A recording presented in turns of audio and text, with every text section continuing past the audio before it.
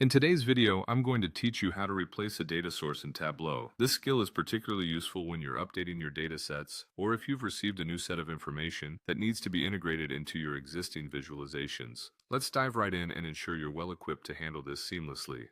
To start, you'll want to launch your Tableau application. Whether you're working on a desktop version or online, getting started is straightforward. Once you've opened Tableau, navigate to your worksheet where your current data visualizations are set up. This is crucial because we're going to carry out all changes from within your existing workbook. Next, look for the Data menu on the top bar. Clicking on this will reveal several options, but you want to proceed with selecting New Data Source. Here, depending on your incoming data format, you will choose whether you're adding an Excel file, a text file, or any other supported file type that Tableau offers. Once chosen, you'll browse through your device to locate the specific file you plan to incorporate. Select the new file and then click Open.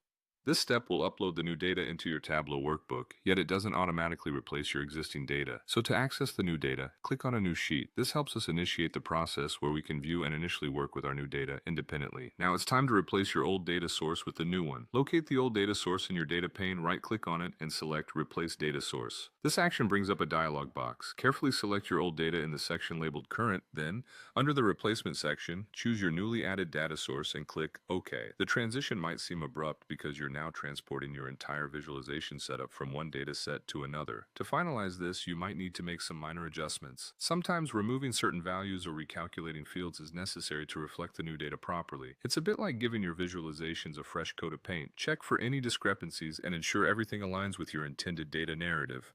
All in all, by following these instructions, you've now successfully replaced an old data source with a new one in Tableau. This task is not only vital for keeping your analyses up to date, but also ensures your visualizations always tell the most accurate and relevant story. Thank you for joining me today, and I hope you found these instructions helpful. Happy data visualizing!